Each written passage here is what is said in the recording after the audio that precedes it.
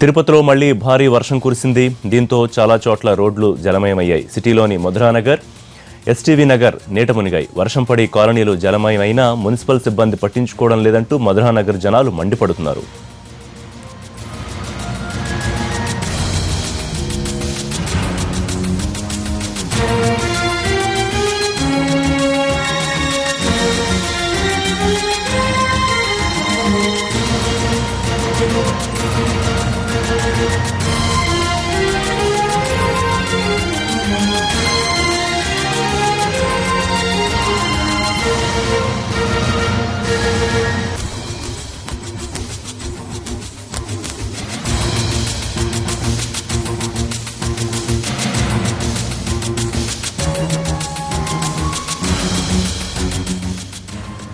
తిరుపతిలో మళ్లీ భారీ వర్షం కురిసింది. దీంతో చాలా చోట్ల రోడ్లు జలమయమయ్యాయి. సిటీలోని మధురానగర్, ఎస్టీవీ నగర్ నీట మునిగాయి. వర్షం పడి కాలనీలు జలమయమైపోయినా మున్సిపల్ సిబ్బంది పట్టించుకోవడం లేదంటూ మధురానగర్ జనాలు మండిపడుతున్నారు.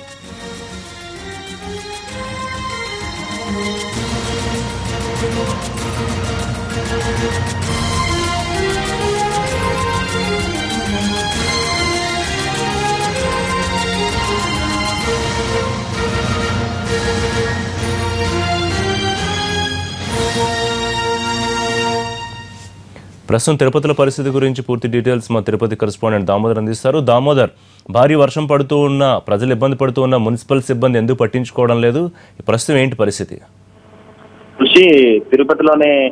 తిరుపతిలో సాయంత్రం 6 గంటల నుంచి భారీ వర్షం కురుస్తుంది. ఈ నేపథ్యంలో ఈ భారీ వర్షానికి తిరుపతిలోని లోతట్టు ప్రాంతాలైన ఎస్టీవీ నగర్, అదేవిధంగా మధురానగర్ ప్రాంతాలు పూర్తిగా జలమైనాయి. గత 2 రోజుల క్రితం అర్ధరాత్రి కురిసిన వర్షానికి కూడా ఇదే విధంగా ఆ ప్రాంత ప్రజలు నీట మునిగారు. వారంతా రాత్రి అంతా నిద్ర లేకుండా జాగారం చేశారు. ఆ సమయంలో కూడా అధికారులకు విషయం తెలియజేసి తమను ఆదుకోవాలంటూ ఫోన్ చేసి ప్రయత్నించినా ఇంజనీరింగ్ సిబ్బంది కానీ మున్సిపాలిటీ సిబ్బంది కానీ ఏమాత్రం పట్టించుకోలేదని ఆరోపణ చేశారు. అదేవిధంగా ఈ రోజు కూడా పరిస్థితి అదే విధంగా ఉంది. సుమారు మోకాళ్ళలోతు పైగా నీళ్లు ఇంట్లోకి చేరడంతో అనేక ఇబ్బందులు ఎదుర్కొంటున్నాం. కనీసం ఇంట్లో కూర్చోవడానికి కూడా తమకు ఇబ్బందిగా ఉందని ఆ ప్రాంత వాసులు అంటున్నారు. ముఖ్యంగా మురికి కాలువల నిర్మాణంలో మున్సిపాలిటీ ఇంజనీరింగ్ విభాగం చేసిన నిర్లక్ష్యం ఫలితంగానే తాము ఈ విధంగా అనేక ఇబ్బందులకు గురవుతున్నామని వారు అంటున్నారు. ఈ నేపథ్యంలో ఇప్పటికైనా వెంటనే వచ్చి తమను ఆదుకోవాలని వారు కోరుకుంటున్నారు. మొత్తం గ్రౌండ్ లెవెల్లో కింది గ్రౌండ్ లెవెల్లో ఉన్న ఇళ్లలోకి పూర్తిగా సుమారు 75 నుంచి 100 ఇళ్లలోకి నీరు పూర్తిగా చేరడంతో ఆ మధురానగర్ కాలనీలో మొత్తం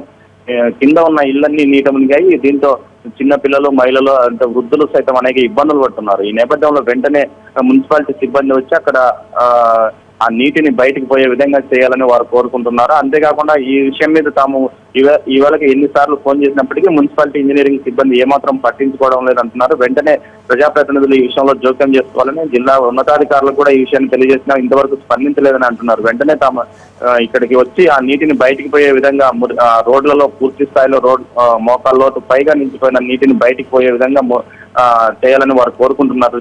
ఇప్పటికైనా అధికారులు వెంటనే స్పందించాలని వారు కోరుతున్నారు. Right, thank you Damodar.